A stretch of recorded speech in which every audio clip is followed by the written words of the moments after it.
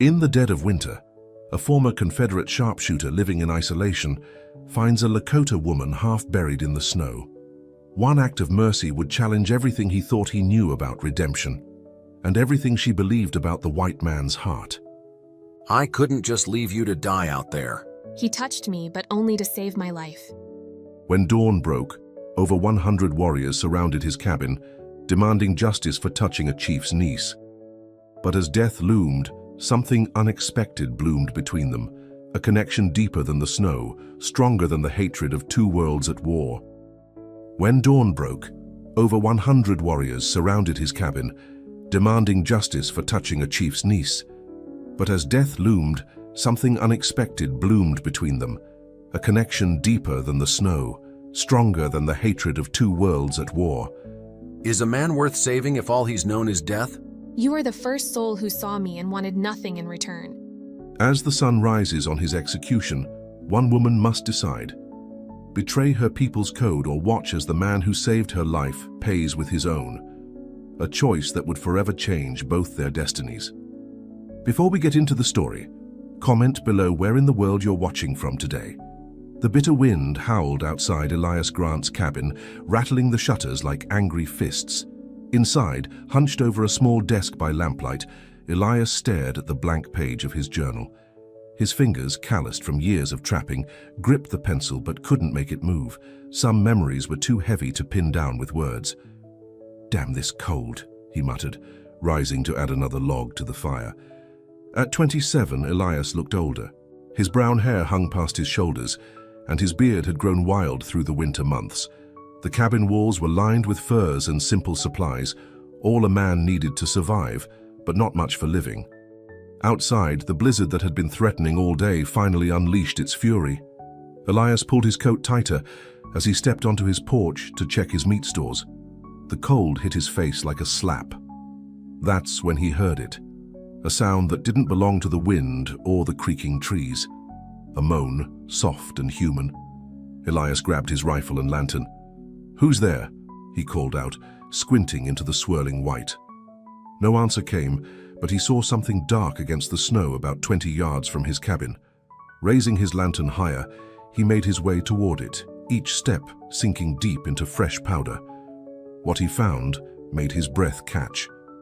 A woman lay half buried in the snow, her black hair spread around her like spilled ink on paper. Her face, a beautiful copper color, was pale from cold, and blood had frozen in a trail from a wound on her shoulder. "Dear God," Elias whispered. Without thinking, he set down his rifle and scooped her up. She was light in his arms, her body so cold it scared him. She didn't move or make a sound as he carried her back to the cabin.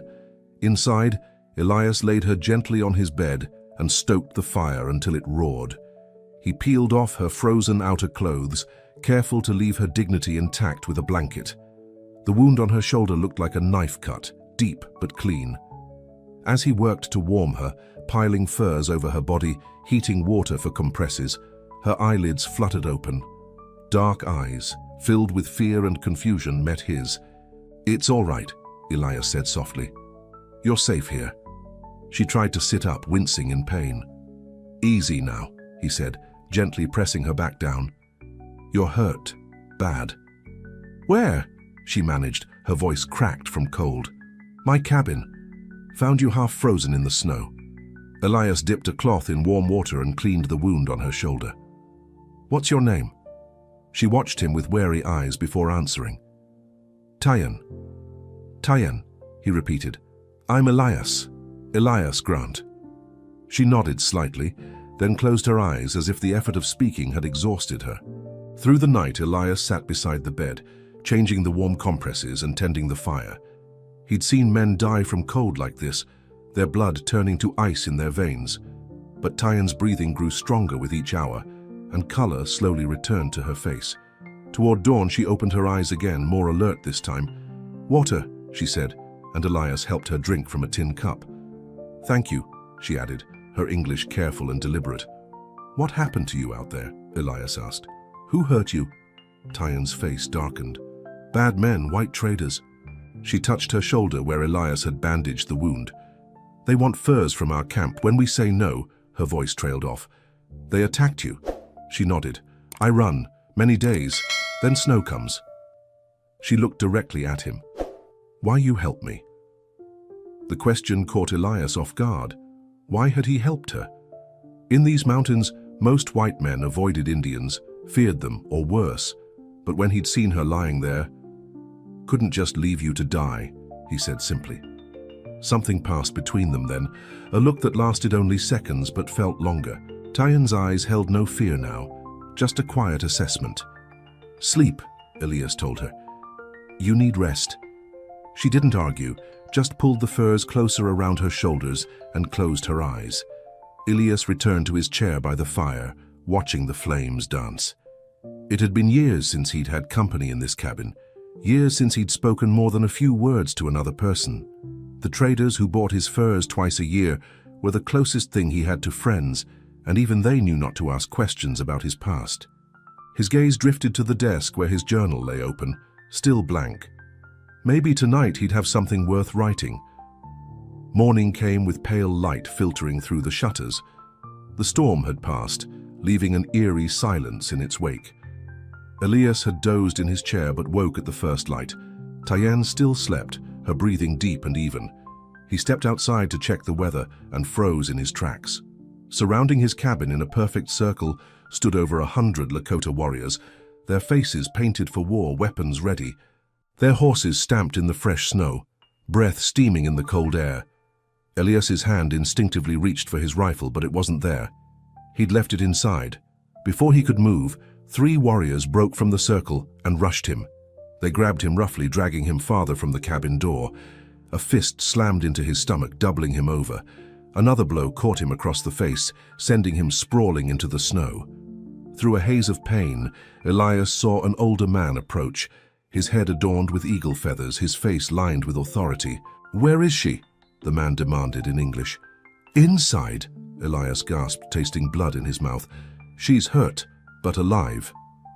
Several warriors rushed into the cabin while others bound Elias' hands behind his back with rawhide strips that bit into his skin. Moments later, they emerged carrying Tyen wrapped in furs. She was awake now, her eyes wide as she took in the scene before her. When she saw Elias on his knees in the snow, blood trickling from his split lip, she spoke rapidly in Lakota to the older man. The chief held up his hand, silencing her. He turned to Elias, his face hard as stone. "I am Chief White Hawk. This woman is my niece." His voice was cold with controlled rage. 3 days we searched after traders said they saw a white man take her." "I didn't take her," Elias protested. "I found her last night, half dead in the snow. I was trying to help." Chief Whitehawk's eyes narrowed. "Many white men help our women to their graves." Tyen spoke again, more urgently this time. One phrase in English stood out clearly. "He touched me, but only to save my life." The chief considered her words, then turned back to Elias. "You sleep beside her? Touch her body?" "No, sir," Elias said firmly. "I gave her my bed, treated her wound. Nothing more." A murmur ran through the gathered warriors. Some seemed unconvinced, gripping their weapons tighter. "Uncle," Tyen said, her voice stronger now, "please listen." But Chief Whitehawk had already made his decision. "We take him back to camp. At dawn tomorrow, he will face justice for putting hands on a Lakota woman." "No!" Tyen tried to step forward but was held back. "He saved me!" "Enough!" The chief's voice boomed across the clearing. "It is decided." 2 warriors hauled Elias to his feet. His mind raced, looking for a way out of this, but he was outnumbered 100 to 1. Fighting would only get him killed faster. As they tied him to a horse, Elias caught Tyen's eye. She stood wrapped in furs, her face a mask of distress. She said something to her uncle that Elias couldn't hear, but the chief's response was clear enough. "One day. You have 1 day to prove your words." Elias felt a small spark of hope. 1 day. Maybe that would be enough. The journey to the Lakota camp took several hours, down from the hills into a sheltered valley. Elias's hands had gone numb from the bindings, and his face throbbed where they'd hit him. The warriors rode in silence, keeping close watch on their prisoner. The camp was larger than Elias expected. Dozens of teepees arranged in a circle, smoke rising from their tops. Women paused in their work to stare as the party rode in. Children stopped their play, watching with wide eyes. They brought Elias to a small teepee at the edge of camp and shoved him inside. One warrior cut the bindings on his hands only to retie them to a center pole. They left him there without a word, securing the entrance flap behind them. Alone in the dim light, Elias tested his bonds, tight, with no give. He wasn't getting free without help. Hours passed. Outside, he could hear the normal sounds of camp life continuing. Voices, laughter, work. Inside, the teepee gradually warmed from a small fire in the center pit. His stomach growled with hunger, but no one brought food. Finally, the entrance flap opened, and Tayan stepped in. She changed into a clean dress of soft deerskin, her long black hair neatly braided. She carried a small bowl of water and some strips of dried meat. "You're all right," Elias said, relief flooding through him. Tayan nodded, kneeling beside him. "They not hurt me." She held the water to his lips, letting him drink, then offered the meat. "I tell them you are good man. They not believe." "Your uncle thinks I attacked you," Elias said between bites. "Many bad things happen to our women," she said quietly. "White men take, hurt, kill." She touched his face gently, where a bruise was forming. Hard to trust. Elias understood then. In her eyes, he saw not just her own story, but the weight of many others. Stories of violence and betrayal that had taught her people to fear men like him. "What happens at dawn?" he asked, though he already knew. "Council decides," she said, her eyes downcast. "But many already want blood. And you? What do you want?" Tayan looked at him directly. "Truth." She reached into a small pouch at her waist and pulled out a folded paper. Elias recognized it immediately, a page from his journal. "Where did you get that?" he asked, his throat suddenly dry. "In your cabin. I take to show my uncle you are man who writes, not kills." She unfolded it carefully. "But I not read English well." "What words say?" Elias closed his eyes briefly. That particular page contained words he'd written years ago, about another woman from another time. Words he'd never meant anyone to see. "It's about someone I knew during the war," he said carefully. "Someone I lost." Tayan studied his face. "You fight in big war? Against blue coats?" "Yes. I was a Confederate soldier, a sharpshooter." The admission felt like pulling out a splinter. Painful but necessary. "What is sharpshooter?" "Someone who kills from far away," Elias said, the words bitter in his mouth. "I was good at it. Too good." Tayan was quiet for a moment, processing this. "And woman in words, who is she?" Elias took a deep breath. If he was going to die tomorrow, maybe it was time someone knew his story. Her name was Nayeli. She was Apache from the territories out west. "You love her?" Tayan asked simply. "Yes," Elias said, the word catching in his throat. "But I got her killed." Before he could say more, the entrance flap opened again. Chief Whitehawk stood there, his tall figure blocking the light. "Time is passing," he said to Tayan. "Dawn comes soon." Tayan stood, speaking rapidly to her uncle in Lakota. The chief's face remained impassive, but he finally nodded. "You may speak with him until night falls," he said.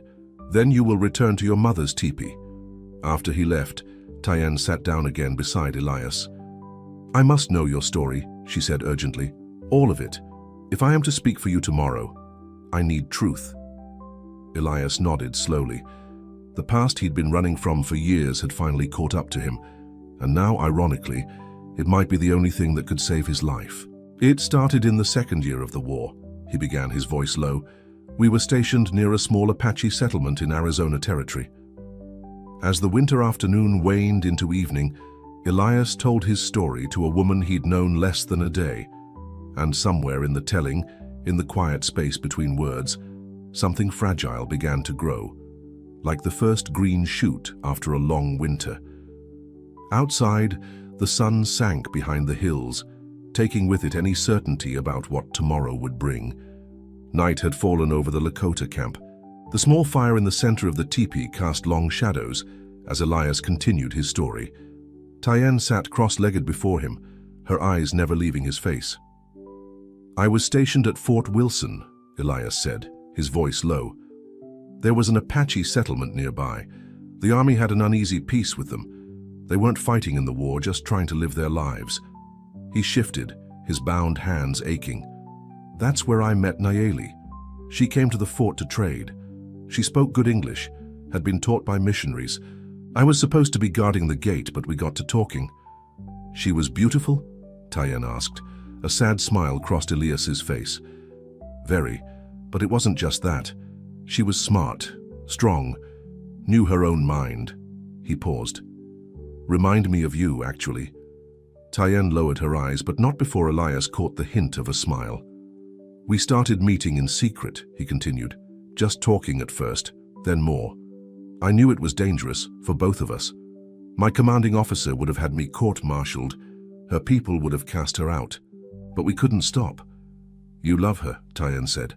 "Not a question this time." "Yes," Elias admitted. "More than I thought possible." "What happened?" Elias took a deep breath. "The war happened. There was a Confederate patrol that went missing near the Apache settlement. My commander decided the Indians had killed them, though there wasn't any proof. He ordered an attack on the settlement at dawn." "You tell them? Warn Nayeli?"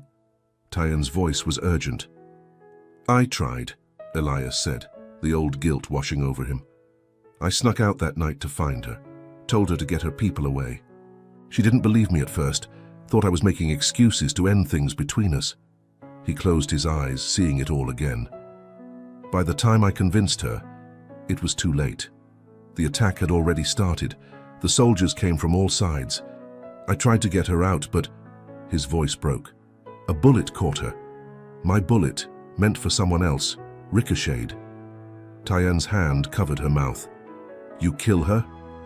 "Not directly, but yes, my shot." Elias couldn't meet her eyes. "I held her as she died, and then I ran. Deserted my post, my uniform, everything. Been running ever since." The teepee fell silent, except for the crackling of the fire. Outside, the night sounds of the camp, distant voices, a baby crying, dogs barking, seemed to belong to another world entirely. Finally, Tyann spoke. "This why you helped me? Because of her?" Elias considered the question. "Maybe at first, but no, that's not all it was." "What then?" "I'm tired of death," he said simply. "Tired of the cold, the loneliness. When I found you in that snow, something inside me couldn't bear to lose another life, especially not yours." Tyann studied him for a long moment. "You good man, Elias Grant." With heavy heart, she reached out, her fingers brushing his cheek where the bruise had darkened. "I tell this to my uncle. Make him understand. Will he listen?" "Maybe." She stood up. "I must go now. At dawn, they bring you to council." "Tyann," Elias said as she turned to leave, "thank you for listening." She nodded once, her eyes soft in the firelight, then slipped out of the teepee. Left alone, Elias leaned back against the center pole, exhaustion finally overtaking him. For years, he'd carried the weight of Nayeli's death, speaking of it to no one. Now that he had, the burden felt different, not gone but somehow shared. As he drifted into an uneasy sleep, Elias wondered if this was what peace felt like, or just the calm before death. Dawn broke cold and clear. Elias was awakened by warriors entering the teepee. They cut his bonds from the pole, but left his hands tied, then led him outside into the sharp morning air. The entire camp had gathered in a large circle in the central area. Men, women, and children stood watching as Elias was brought forward. At the center of the circle sat Chief Whitehawk on a blanket, surrounded by other elders. Beside him was Tyann, her face composed but her eyes finding Elias immediately. Chief Whitehawk raised his hand, and silence fell over the gathering.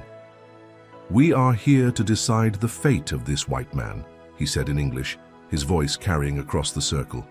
"He was found with my niece Tyann, daughter of my sister who walks with the spirits. The penalty for a white man who touches a Lakota woman without permission is death." Murmurs of agreement rippled through the crowd. But, the chief continued, Tyen says this man saved her life, that after she escaped from traders who attacked her, he found her in the snow and cared for her wounds. He turned to Elias. What say you, white man?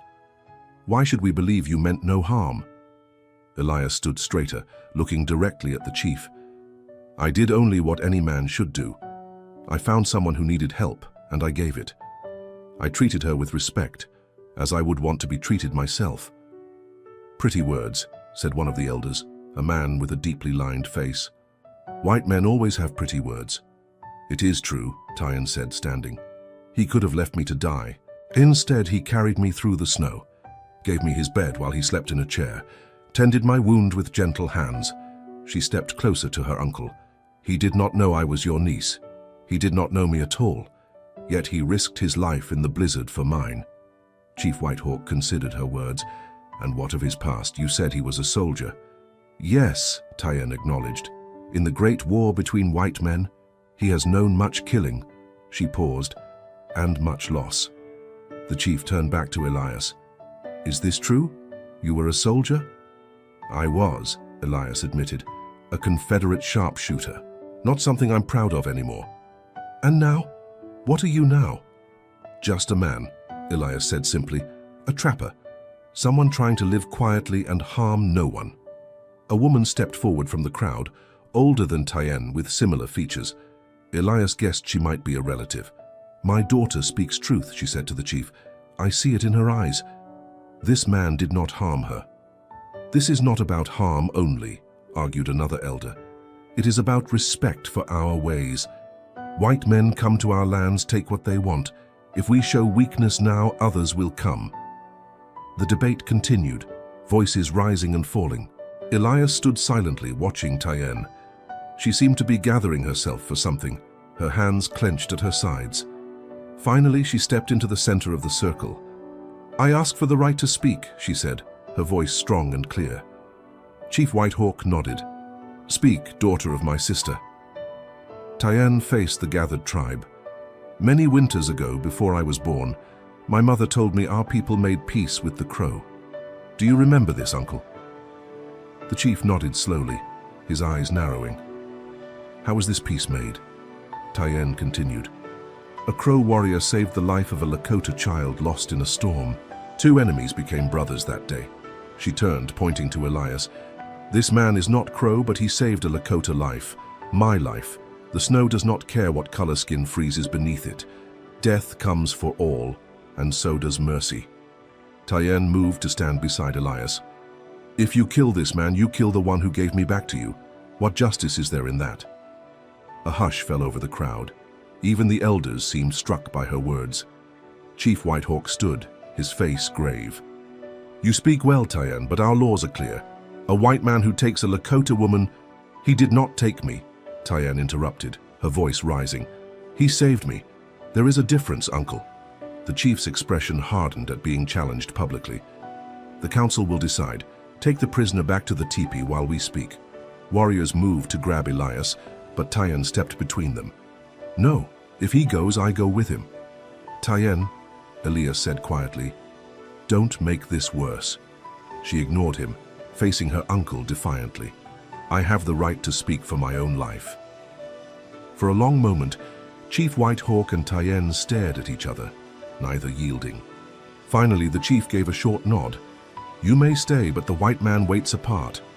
As Elias was led away, he caught Tyen's eye. The determination he saw there gave him hope, small as it was. Hours passed while the council deliberated. Elias sat under guard at the edge of the camp, watching the life of the village continue around him. Children played in the snow, casting curious glances his way. Women worked at cooking fires or stretched hides on frames. It was a peaceful scene, so at odds with his own situation. Finally, a warrior approached. They call for you. Elias was brought back to the circle, where the council elders sat in a row, their faces impassive. Tyen stood to one side, her mother beside her. When she saw Elias, something flickered in her eyes, worry perhaps, or determination. Chief Whitehawk rose.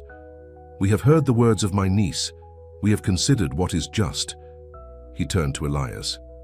You say you meant no harm, that you only wished to help. That's right, Elias said. Words are easy, the chief replied. Actions prove truth. If you truly respect our ways, you will prove it. Elias straightened. How? A test, Chief Whitehawk said. You will stay in our camp for 7 days. You will live by our rules, work as we work, eat as we eat. At the end of 7 days, if you have shown respect and good faith, you will be free to go. Murmurs ran through the crowd. This was not what anyone had expected. And if I refuse? Elias asked, though he already knew the answer. Then you die now, the chief said simply. Elias looked at Tyen, who gave him the slightest nod of encouragement. I accept, he said. Chief Whitehawk signaled to the warriors, who cut the bindings from Elias's wrists.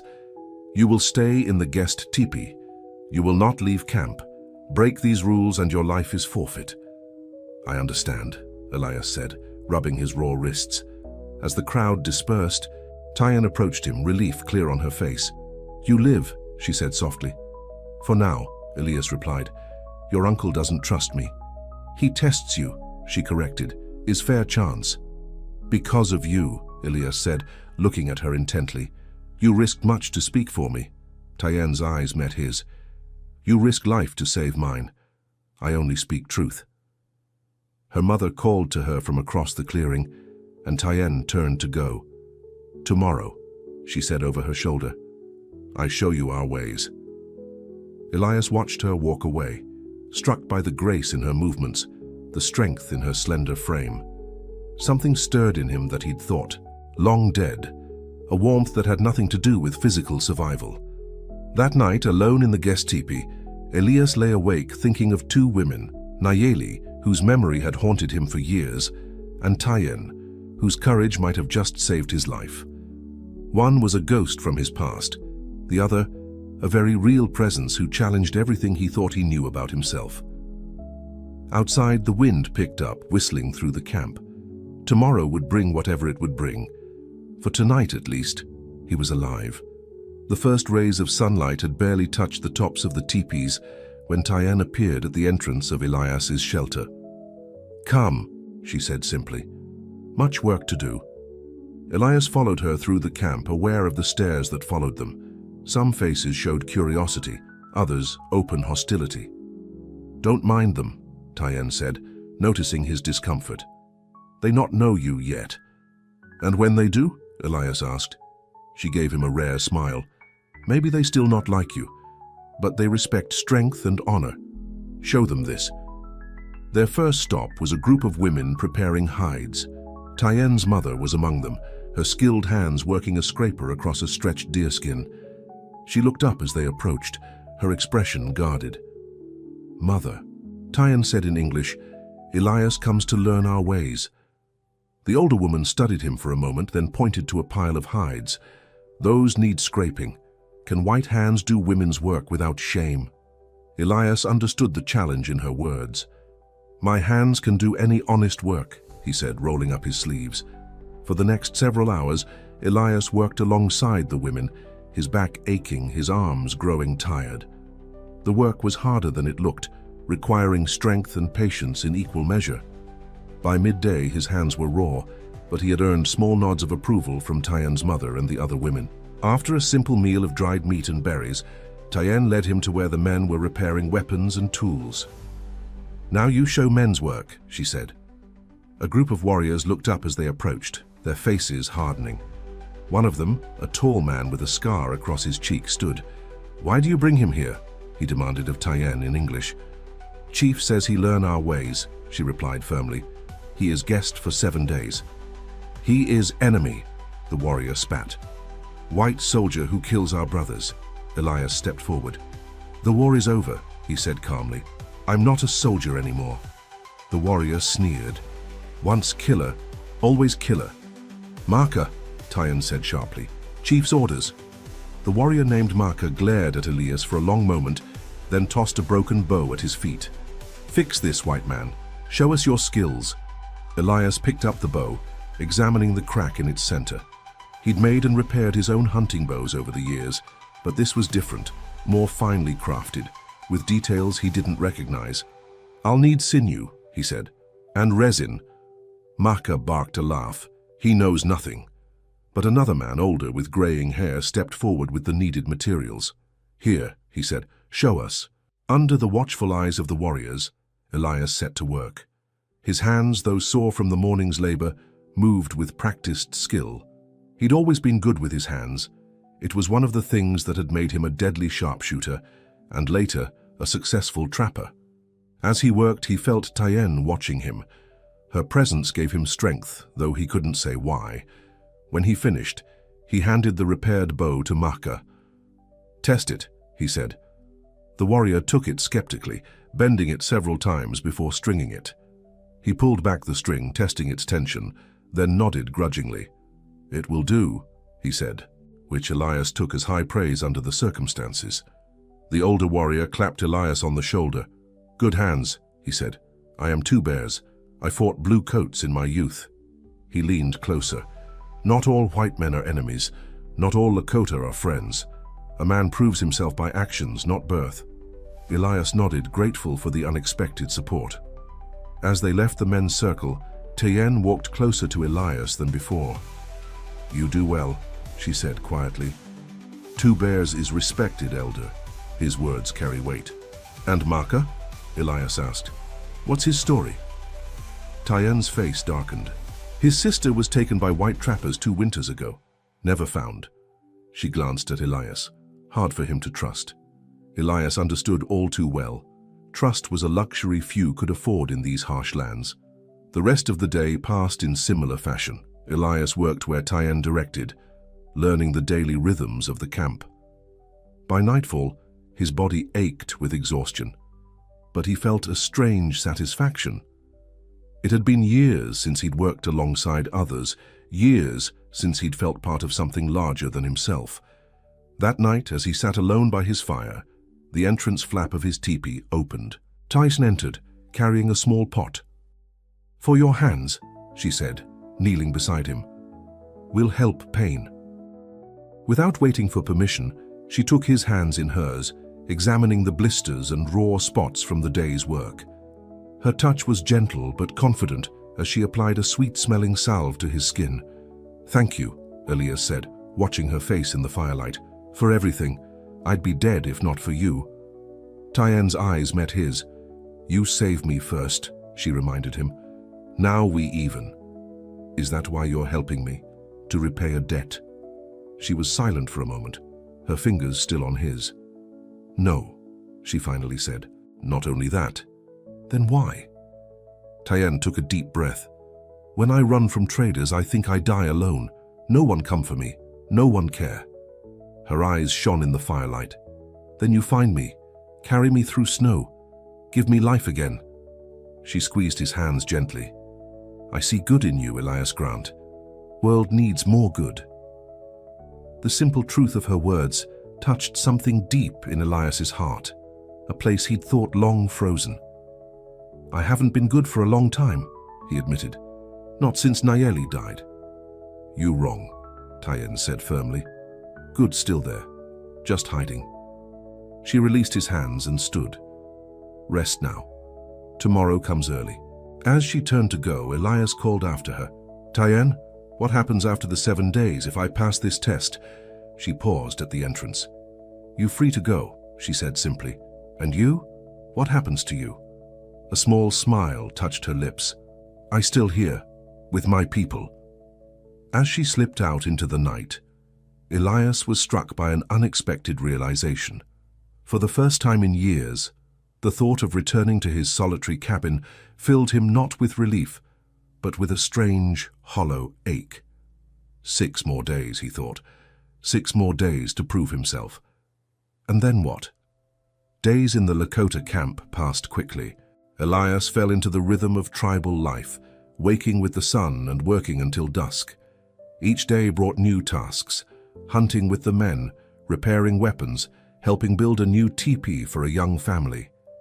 His hands grew calloused, his face tanned from the winter sun. And each day Tayenne was there, guiding him, explaining customs, translating when needed. Her presence became as natural as breathing. They spoke of small things and large, her childhood in the tribe, his years in the mountains, the changing world beyond the hills.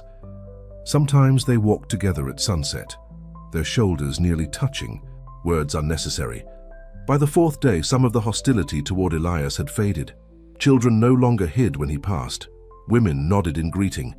Even some of the warriors acknowledged him with grudging respect after he showed them how to set better traps for winter game.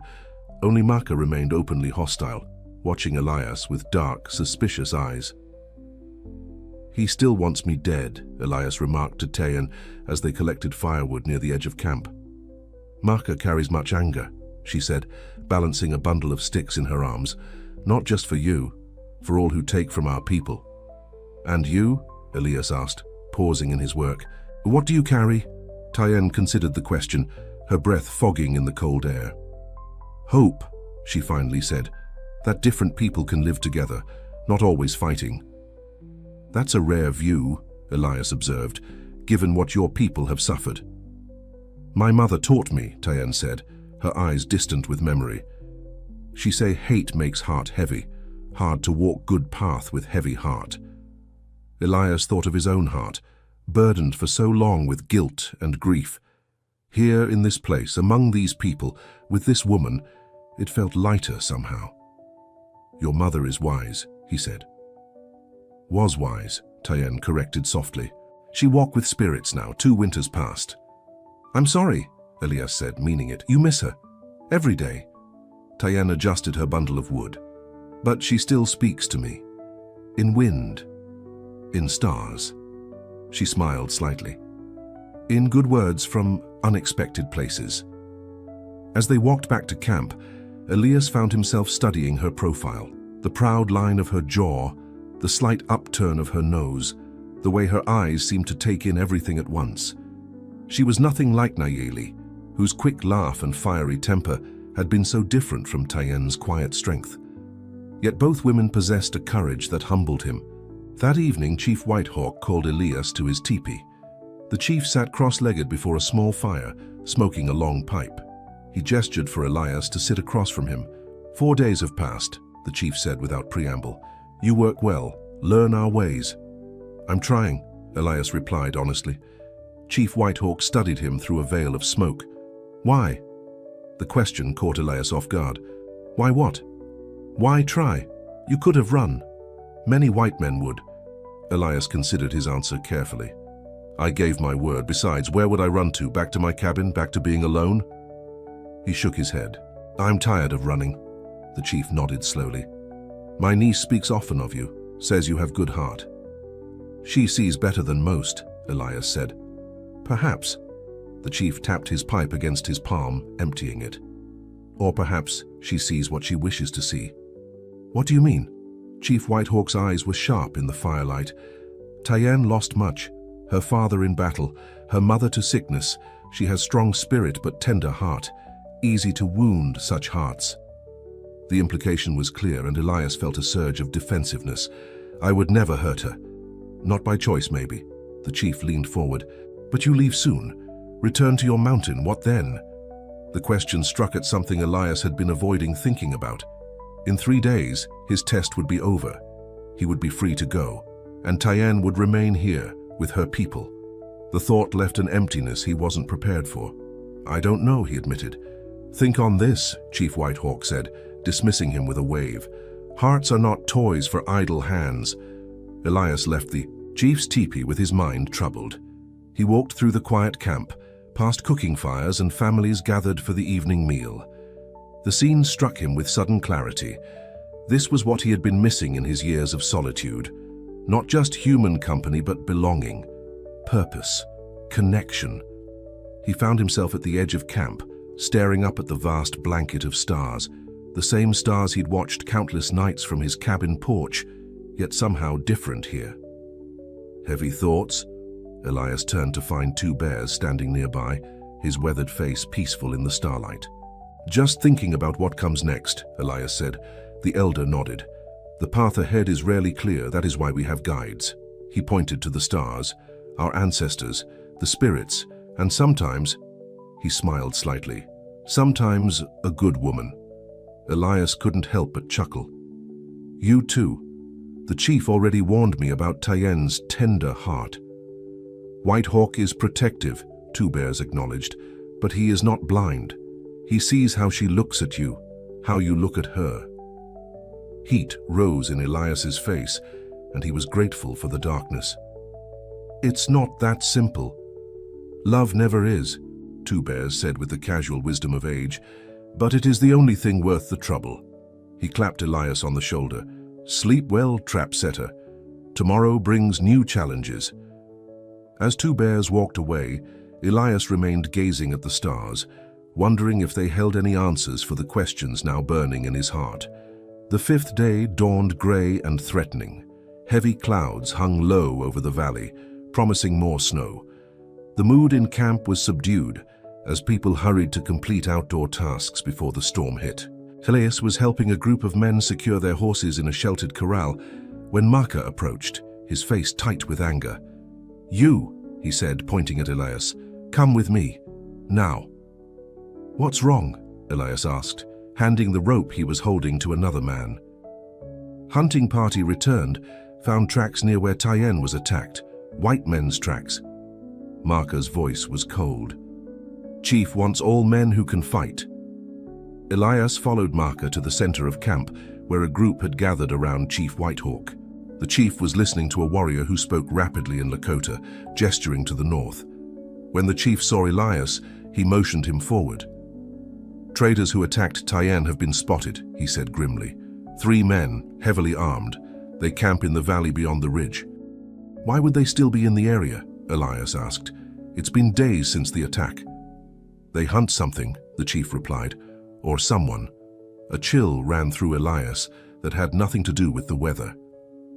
Tyenn, he said softly. Chief Whitehawk nodded. They ask questions in other camps. Describe her. Offer trade goods for information. But why? Elias looked around the circle of grim faces. Why would they want her specifically? The chief's eyes were hard. They say she stole from them. Valuable thing. But this is lie. Tyenn takes nothing. Where is she now? Elias asked, suddenly worried. With women. Preparing food, Maka said. Safe in camp. Chief Whitehawk raised his voice, addressing the gathered men. We send warriors to drive these men from our hunting grounds. They will not threaten our people again. The men nodded in agreement, some already checking weapons. I want to go with you, Elias said, stepping forward. Maka snorted in derision. Why? To warn your white brothers? Elias faced him squarely. Those men are not my brothers. They hurt Tyenn. They threatened your people. He turned to the chief. I know how white traders think. I can help. Chief Whitehawk studied him for a long moment, then nodded. You may come, but you ride with Maka. He watches you. Maka began to protest, but the chief silenced him with a look. It is decided. Prepare to leave before the snow comes. As the men dispersed to gather weapons and horses, Elias went in search of Tyenn. He found her with a group of women near the cooking fires, grinding dried corn into meal. When she saw his face, she set down her tools and came to him. What happens? She asked, reading his expression. The traders who attacked you, Elias said quietly. They're nearby. The chief is sending men to drive them off. He hesitated. I'm going with them. Fear flashed across Tyenn's face. No, is dangerous. I'll be fine, he assured her. But I need to know. Why would these men be looking specifically for you? The chief said they're asking about you in other camps. Tyenn's eyes darted away. I don't know. Tyenn, Elias said gently, touching her arm. Please, if I'm riding into danger, I need the truth. She bit her lip, then pulled him farther from the other women. When they attack me, she said in a low voice, I take something, not steal. Take back what is ours. What was it? Tyenn reached beneath her dress and pulled out a small leather pouch hanging from a cord around her neck. From it, she extracted something wrapped in soft hide.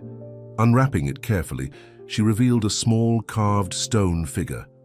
A horse, no bigger than her thumb, its details exquisite despite its size. Spirit horse, she explained. Very old. Belonged to my grandmother's grandmother. Traders take it when they raid our old camp last summer. I see it among their things. When they sleeping, I take back. And they want it that badly? Enough to hunt you down? Is not just stone, Tyan said, rewrapping it carefully. Has gold inside. They know this. Elias understood then. Gold was worth killing for in these parts.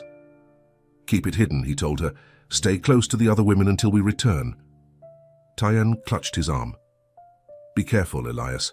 These men have no honor. I will, he promised.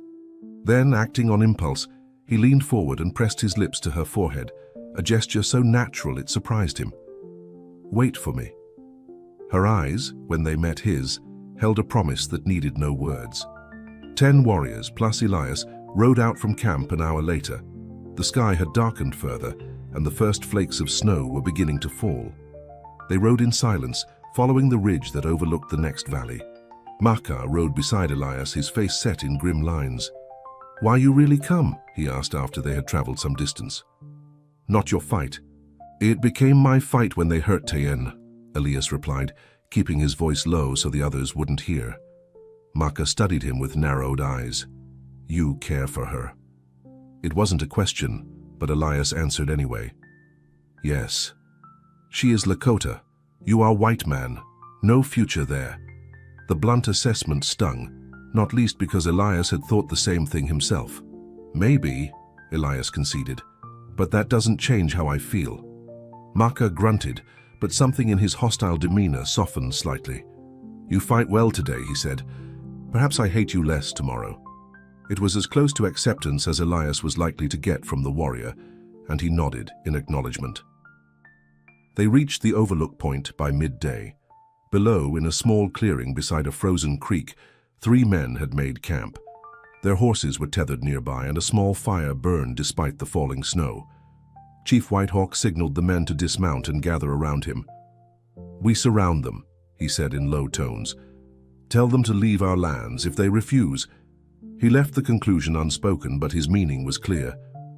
They're armed, Elias pointed out, observing the rifles propped against a log near the fire. And desperate. If they're still hunting Tyen, they won't go easily. The chief nodded. What you suggest? Elias thought quickly. Let me approach them first, alone. They'll be less threatened by one white man. And then? Maka asked skeptically. I'll tell them I'm a trapper who knows the area, that I've heard they're looking for something. I'll find out what they know, what they plan. Elias looked at the chief. Your men can be positioned to move in if things go wrong. Chief Whitehawk considered the plan, then nodded. We give you time to talk. If they threaten, we attack. The warriors spread out, taking positions around the clearing while remaining hidden in the trees. Elias handed his rifle to Maka, keeping only his hunting knife. A man approaching other travelers armed with just a knife would appear less threatening. As he made his way down the slope toward the camp, Elias felt a familiar tension, the heightened awareness that had kept him alive through years of war and wilderness. Every sense was alert, reading the clearing, the positions of the men, the distance to cover if he needed to run. One of the traders spotted him when he was about 50 yards out. That's far enough, the man called, reaching for his rifle. Elias raised his hands to show they were empty. Just passing through, he called back. Saw your fire. Thought I'd say hello before the storm hits. The traders exchanged glances, suspicious but not overtly hostile. The one who had spoken, a heavy-set man with a grey beard, kept his hand on his rifle, but didn't raise it. Come ahead then, he said, slowly. Elias approached the fire, keeping his movements casual. He took in details quickly. 3 men, all rough-looking, with the hard eyes of those who lived by whatever means necessary. One had a fresh scar on his face, still red and angry. Name's Grant, Elias said, stopping a few feet from the fire. Got a cabin up in the hills, trap for a living. Stanfield, the bearded man replied. These are Welch and Carter. We're traders, working our way north before the passes close for winter. Long way from the usual trade routes, Elias observed mildly. The man named Welch, younger with the fresh scar on his face, spat into the fire. Had some trouble with the locals, lost merchandise. Indians? Elias asked, as if making conversation. Damn savages, Welch muttered. Especially the women. Look all innocent, then knife you when your back's turned. Elias kept his face impassive, though anger stirred at the man's words. This, then, was the one who had wounded Tyann, and been wounded in return, judging by the scar. You've been asking after someone, I hear, Elias said, deciding to press his advantage. Word gets around, even in these parts. Stanfield's eyes narrowed. Who's been talking? Elias shrugged. Passed a crow hunting party a few days back. Said some white traders were offering good trade for information about a Lakota woman. What's it to you? Carter, the third man, spoke for the first time. He was thin, with cold eyes and a calculating expression. Nothing, Elias said, except I might have seen someone matching your description. Young woman traveling alone, wounded from the way she moved. The men exchanged sharp glances, and Welch leaned forward eagerly. Where? When? About 5 days ago, Elias said, watching their reactions. Heading west toward the mountains. She have anything with her? Stanfield asked. A pouch, maybe? Small item? Didn't get close enough to see, Elias lied. She spooked when she saw me, took off into the trees. Welch swore, kicking at the fire. That thieving squaw has our property. What did she take? Elias asked, feigning curiosity. Must be valuable to have you three tracking her in this weather. Family heirloom, Carter said smoothly. Sentimental value. Like hell, Welch muttered. That gold. Shut up, Stanfield snapped, then turned back to Elias with a forced smile. Like my friend says, it's got value to us. We'd pay well for information, even better for the item itself. Elias pretended to consider this. How well? $20 gold, Stanfield offered, plus a share of our spring furs. Generous, Elias remarked, for a family heirloom. Carter's cold eyes hadn't left Elias's face. You seem mighty interested for a man who just happened to be passing by. Elias sensed the shift in the air, the moment when suspicion tipped toward hostility. He took a casual step backward, away from the fire. Just curious. Not often we get excitement in these parts. No, Carter agreed, standing slowly. Not often at all. His hand moved toward the knife at his belt. You know what's also strange? A white trapper being so familiar with Indian movements, almost like you live with them. Elias tensed, ready to move. I trade with them sometimes. Doesn't make me one of them. Funny thing, Carter continued, taking a step toward Elias. That crow hunting party you mentioned, we met them too. They hadn't seen any white men in weeks. Stanfield was rising now too, his hand on his rifle. Who are you really, Grant, and where's the Indian woman? Elias knew the game was up. He whistled sharply, the signal to the warriors that things had gone wrong. She's safe from you, he said, dropping the pretense, and you're on Lakota land now. As if summoned by his words, Chief Whitehawk and his warriors emerged from the trees, surrounding the clearing with notched arrows and raised rifles. Carter lunged for his weapon, but Marker's arrow caught him in the shoulder before he could reach it. He fell, howling in pain. Drop your weapons, Chief Whitehawk commanded in clear English, or die where you stand. Stanfield and Welch, outnumbered and surrounded, slowly raised their hands. Welch's face contorted with rage as he glared at Elias. You're dead, trapper, he spat. You and that thieving squaw both. Elias's control snapped. He crossed the distance between them in 2 strides and struck Welch hard across the jaw, sending him sprawling into the snow. Her name is Tyann, Elias said, his voice deadly quiet. And if you ever come near her again, it'll be the last thing you do. The chief's hand on his shoulder pulled Elias back. Enough, he said firmly. We take their weapons, their horses, send them away with nothing but their lives. Elias nodded, stepping back as the warriors moved in to disarm the traders. Within minutes, the 3 men stood shivering in the snow, stripped of weapons, supplies, and mounts. Chief Whitehawk addressed them with cold dignity. You leave Lakota land. You never return. You speak of the woman again, we find you, understand? Stanfield, seeming to grasp the seriousness of their situation, nodded quickly. Understood. We'll go. That way, the chief said, pointing south, away from both the Lakota camp and Elias's cabin. Start walking. As the disgraced traders trudged away into the falling snow, Maka came to stand beside Elias. Good plan, he admitted grudgingly. Save bloodshed. Would have been simpler to kill them, Elias observed. Maka shook his head. Chiefs way better. They live to tell others. Do not trouble Lakota. More powerful message than 3 dead bodies in snow. Elias saw the wisdom in this. It was a mercy, but a strategic one, not unlike the mercy Tayen had shown him. Come, Chief Whitehawk called to his men. Storm grows stronger. We return to camp. As they rode back through the thickening snowfall, Elias felt a sense of belonging he hadn't experienced since before the war. These men, who days ago had been ready to kill him, had fought alongside him today, had trusted his plan, had shared their justice with him, and waiting back at camp was a woman whose courage and compassion had awakened something he'd thought forever lost. For the first time in years, Elias Grant was riding towards something, not away from it. The storm hit in full force as the hunting party returned to camp. Wind drove the snow horizontally, cutting visibility to mere feet. The women had prepared hot food for the returning men, and the teepees were secure against the weather. Elias dismounted stiffly, his body tired from the ride, but his spirit lighter than it had been in years. As he led his borrowed horse toward the corral, he saw Tayen hurrying toward him through the snow, her face tight with worry. "You're safe," she said when she reached him, relief evident in her voice. "Safe," he confirmed, smiling. "And those men won't trouble you again." They walked together to his teepee, where a fire had been kept burning in his absence. Inside, out of the howling wind, Tayen turned to him with questioning eyes. What happened? Elias told her everything.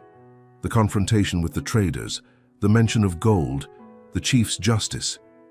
As he spoke, Tayen's face relaxed, the worry giving way to something softer, more vulnerable. When he finished, she took his cold hands in hers, warming them. "You risk much for me," she said quietly. "Again." "I'd risk more," Elias replied, the words coming easily now. "Tayen, these past days, being here, with you, with your people, it's changed something in me." She looked up at him, her dark eyes reflecting the firelight. "What change? I thought I wanted to be alone," he said. "Thought I deserved to be after what happened with Nayeli, but now..." He squeezed her hands gently. "Now I'm not sure I can go back to that life." Hope and caution warred in Tayen's expression. "What you saying, Elias?" "I'm saying I don't want to leave," he admitted. "Not you, anyway." Tayen's breath caught. "But your cabin, your traps." "Just things," Elias said. "Not a life." "My people," she began, then stopped. "I know," Elias said, understanding her unspoken concern. "Maka reminded me today. You're Lakota. I'm white. There's no easy path for us." Tayen looked down at their joined hands, her copper skin against his weathered white, then back to his eyes. "Since when easy path worth walking?" she asked, a smile touching her lips. Outside, the storm raged, shaking the walls of the teepee. But inside, a different kind of storm was building, one made of hope and possibility and the kind of courage that comes only from opening a wounded heart once more. Elias raised one hand to touch Tayen's cheek. 2 more days, he said softly. "Then the chief's test is over." "And then?" she asked, her voice barely audible above the wind. "And then," Elias said, "we find our path. Together, if you'll have me." Tayen's answer wasn't in words. She leaned forward, pressing her forehead to his in the Lakota gesture of deepest connection. Her eyes closed, and Elias felt something pass between them, something ancient and new all at once. In that moment, as the blizzard wrapped around them like a blanket, Elias knew he had finally found his way home. The blizzard raged for 2 days, blanketing the camp in deep snow and keeping everyone close to their fires. For Elias, these final days of his trial passed in a strange mixture of anticipation and dread. By the chief's decree, he had 1 more day to prove himself worthy of the tribe's trust. Then he would be free to go, or to stay, if such a thing were possible. On the morning of the 7th day, the storm finally broke. The sun emerged, blinding on the fresh snow, and the camp stirred to life after the forced confinement. Children burst from the teepees, laughing as they tumbled in the drifts. Women emerged to clear paths and check food stores. Men gathered to assess any damage from the storm. Elias stood outside his teepee, watching the activity with new eyes. What had once seemed foreign now felt familiar. The rhythm of communal life, the shared purpose that bound these people together.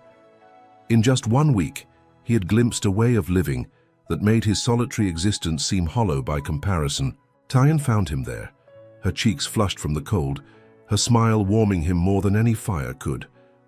"Last day," she said, coming to stand beside him. "How you feel?" "Strange," Elias admitted. "Part of me can't believe a week has passed already. Another part feels like I've been here much longer." "Good strange or bad strange?" she asked, studying his face. "Good," he said, smiling down at her. "Definitely good." Chief Whitehawk's voice rose above the general commotion, calling for the tribe to gather. Elias and Tyann exchanged glances, then made their way to the central area where people were already assembling. The chief stood tall in the morning light, his feathered headdress catching the sun. Beside him stood the council elders, their faces solemn. When the tribe had gathered, a hush fell over the crowd. 7 days ago, Chief Whitehawk began, his voice carrying across the silent assembly. "This white man came among us as a prisoner, facing death for his actions with my niece." Elias felt Tyann tense beside him, but he kept his eyes on the chief. "We offered him a test," the chief continued, "to live by our ways, to learn our customs, to show respect for the Lakota people." He paused, his gaze finding Elias in the crowd. "Today, that test ends." The chief beckoned Elias forward. With a reassuring glance at Tyann, Elias stepped into the circle, standing tall before the chief and elders. "Elias Grant," Chief Whitehawk said formally, "you have worked alongside our men, you have honored our traditions, you have fought to protect our people from those who would harm us." He looked around the gathered tribe. "The council has watched. The people have watched. Now we must decide." An elder with a deeply lined face stepped forward. "This man has strong hands and a willing spirit. He learns quickly and without complaint. I say he has passed the test." Another elder nodded agreement. "He rode with our warriors against the white traders, risked his life for Lakota justice. This shows true heart." But a third elder raised his hand in objection. "He has done these things, yes. But can a white man truly understand our ways, our history? The blood of our ancestors cries out against the white man's broken promises." Murmurs rippled through the crowd as people took sides, some nodding in agreement with the skeptical elder, others shaking their heads. "There is more," Maka's voice rang out as he pushed his way to the front. All eyes turned to him, surprised that the warrior who had been most openly hostile to Elias would speak. "I watched this man," Maka said, his voice carrying conviction. "I waited for him to show his true nature, the greedy spirit that lives in white men's hearts. But even when tested, even when facing the traders who threatened Tyann, he chose our way of justice over vengeance." Maka turned to face Elias directly. "I hated you," he said bluntly, "for the color of your skin, for the crimes of your people, for the loss of my sister." His voice softened slightly. "But hate blinds. My sister would say the same if she were here." He turned back to the chief. "This man has earned his life. And more, he has earned a place among us, if he wishes it." A stunned silence fell over the gathering. For Maka, of all people, to speak in Elias's favor carried enormous weight. Chief Whitehawk considered these words, then looked to Elias. "What say you, Elias Grant? You have passed our test. You are free to return to your cabin, to your old life. Is that what you wish?" All eyes turned to Elias. He felt the weight of the moment, a crossroads where his future would be decided. He thought of his cabin, standing empty in the hills, of the solitary years spent trying to outrun his past, of the journal pages filled with regret. Then he looked at Tyann, her eyes shining with unspoken hope. "No," Elias said clearly. "That's not what I wish." A murmur ran through the crowd. "For years," Elias continued, finding the words as he spoke, "I've lived alone. believing I deserved nothing better, believing there was no place for me among good people. He looked around at the faces watching him, some friendly, some still wary, all attentive. This past week has shown me another way. You took me in as a prisoner, but you treated me with fairness. You gave me a chance to prove myself, not just with words, but with actions. He turned back to the chief. If there's a place for me here, any place at all, I would stay. I would learn your language, your customs. I would hunt for your people and defend your camp. I would be loyal to the Lakota as if born among you. The sincerity in his voice was unmistakable. Even those who had doubted him seemed moved by his words. Chief Whitehawk studied Elias for a long moment, then spoke. It is rare for a white man to choose our ways over his own. Rarer still for the Lakota to welcome such a man. He looked toward Tyan, who stood with her hands clasped tightly before her. But rarest of all is to find true understanding between two who come from different worlds. The chief turned to address the tribe. This man has proven his worth. The council accepts him. From this day forward, Elias Grant may live among the Lakota people, if that is his choice. He raised his hand for silence as excited murmurs broke out. But there is one more matter to settle.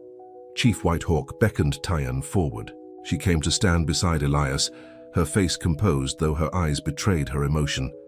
"My niece," the chief said gently, "you have spoken for this man from the beginning. Now I ask you to speak your heart openly, before all your people. What is between you and this man?" Tyan took a deep breath, then raised her chin proudly. "I love him," she said simply, her voice clear and steady. "As he loves me." The declaration, so straightforward and unhesitating, sent a wave of reactions through the crowd. Surprise, concern, approval, doubt. But Elias heard none of it.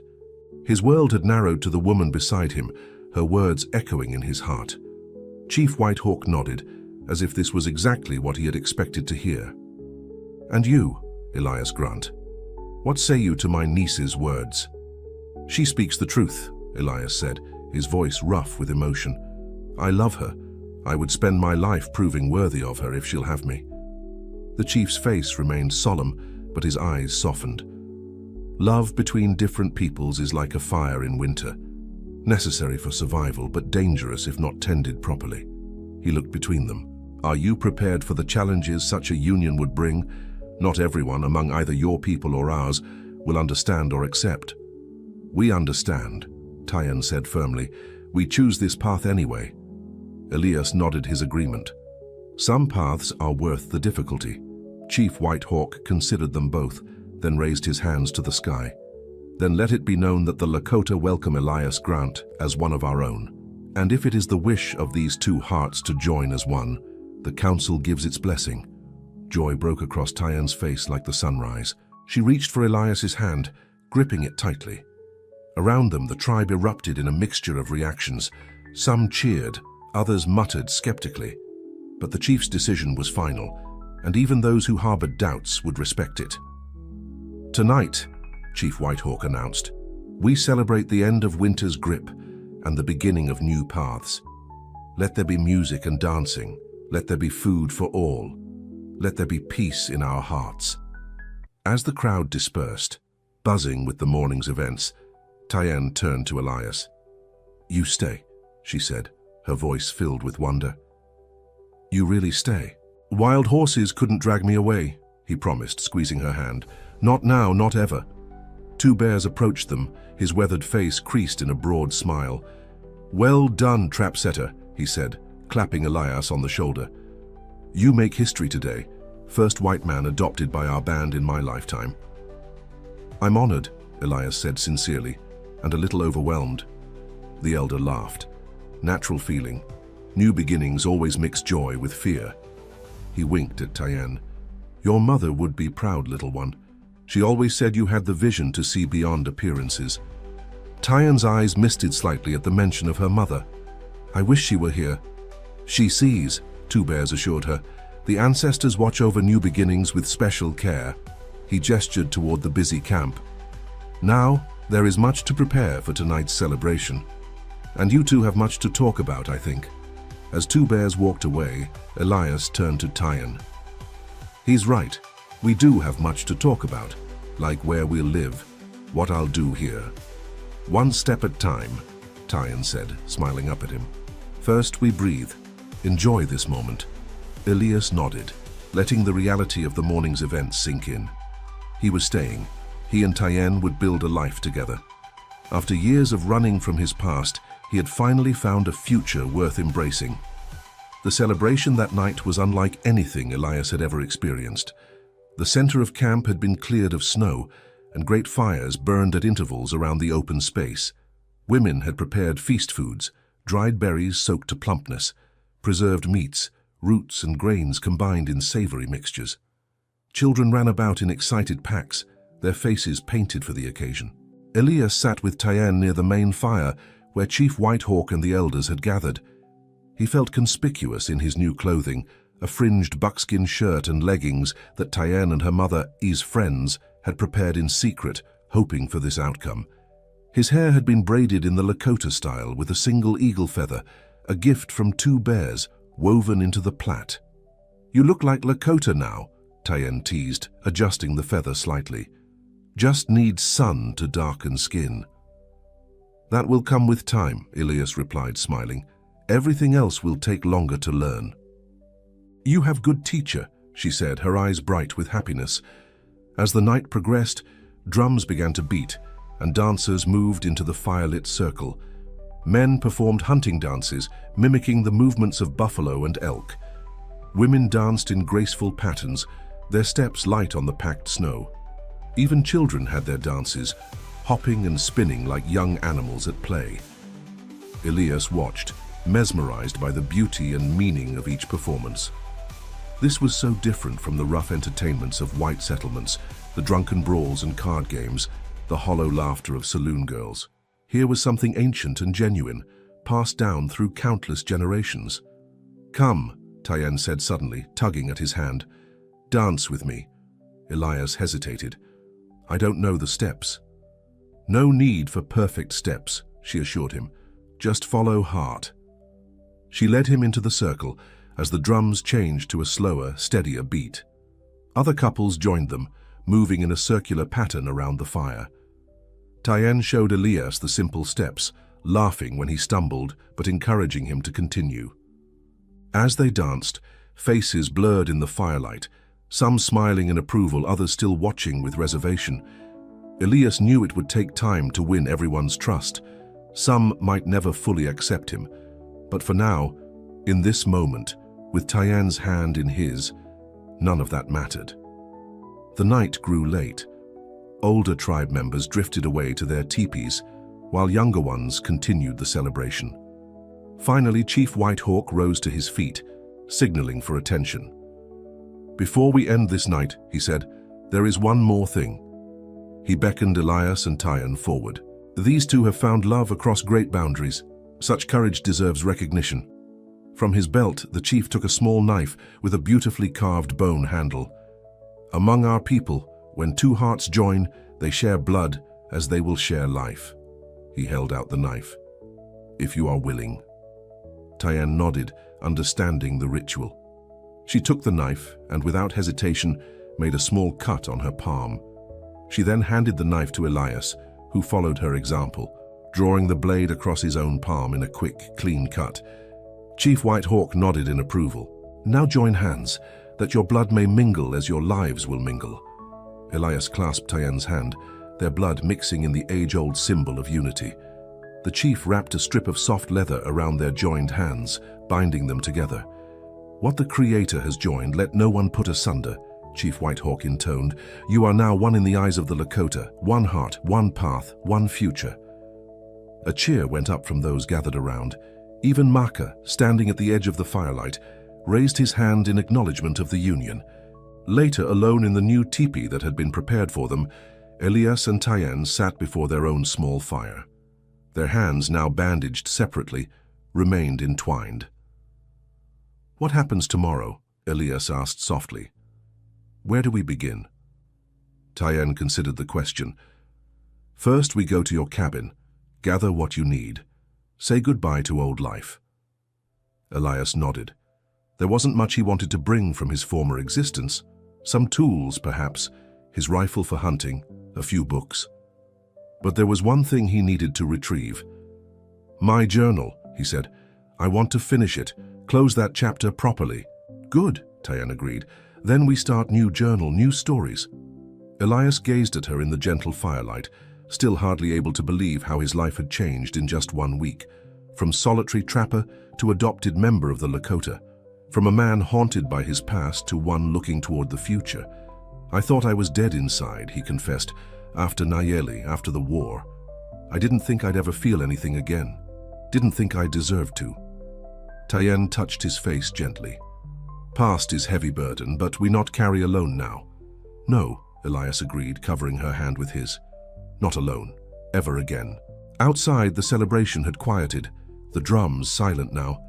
Snow began to fall once more, not the angry blizzard of days past, but soft, gentle flakes drifting down in the stillness of night.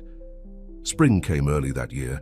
March winds melted the snow in the valleys, though the peaks remained white against the blue sky. In the Lakota camp, life flourished with the changing season. New babies were born, young couples formed new households, hunters brought fresh game as animals emerged from winter dens. Elias had settled into tribal life better than anyone, himself included, had expected. His skills as a trapper made him valuable to the hunting parties. His knowledge of white traders' ways helped the tribe negotiate better terms for their furs and crafts. He worked hard, spoke little, and showed respect for the customs of his adopted people. Most importantly, he made Tyann happy. Their teepee rang with her laughter more often than not. They worked side by side during the day and shared stories by the fire at night. He learned her language with dedicated practice. She taught him to see the world through Lakota eyes. Not everyone had accepted the union, of course. Some older members of the tribe kept their distance, watching Elias with wary eyes. A few young warriors, friends of Maka, made their disapproval known in small ways, excluding Elias from certain activities, speaking Lakota too rapidly for him to follow. But these were minor clouds in an otherwise clear sky. For the most part, the tribe had embraced him as one of their own, impressed by his willingness to adapt and his obvious devotion to Tyann. On a warm day in early April, Elias and Tyann rode out from camp, heading toward his old cabin. They had made this journey several times over the winter months, checking on the property and gathering supplies. But today's trip had a different purpose. "Are you sure about this?" Tyann asked as they approached the familiar clearing. "Cabin is good place, strong walls, good roof." "I'm sure," Elias said, dismounting. "It served its purpose for a time. Now it should serve someone else." They had received word through tribal scouts that a family of settlers, a young couple with 2 small children, had been seen making camp near the foothills, clearly looking for a place to establish themselves. Rather than wait for an inevitable conflict over territory, Chief Whitehawk had suggested a bold step, offering Elias's cabin as a gesture of peace. "Good neighbors better than enemies," the chief had reasoned. "If they accept your gift, maybe they teach others to respect Lakota land." Now, as Elias walked through the cabin that had been his solitary home for so many years, he felt no regret at giving it up. The walls seemed smaller somehow, the space confined compared to the open beauty of the Lakota camp. He gathered the last few personal items he wanted to keep: his father's old pocket watch, a book of poetry his mother had loved, the worn leather journal that had accompanied him through war and wilderness. Everything else would stay for the settlers: tools, furniture, even the stores of dried food that would help them through until they could establish their own garden. On the table, Elias left a letter explaining the gift and establishing basic terms.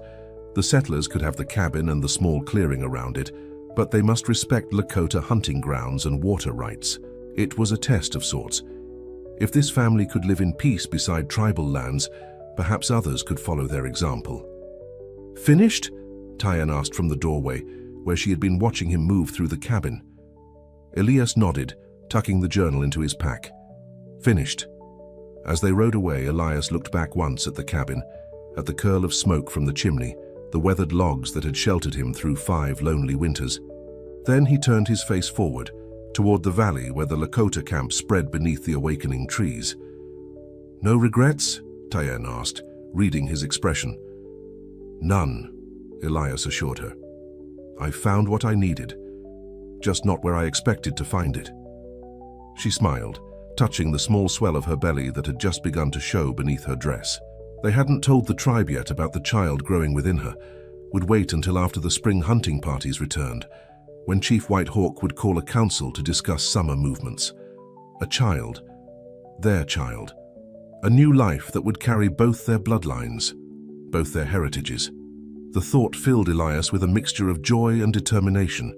This child would grow up in a world where boundaries between peoples could be crossed, where ancient hatreds could be healed through understanding and respect. It wouldn't be easy. The wider world beyond these hills was still torn by prejudice and violence. Settlers continued to push westward, displacing native peoples. The government made promises it had no intention of keeping. Bloodshed seemed inevitable in the years to come, but here, in this small corner of the Black Hills, something different was taking root.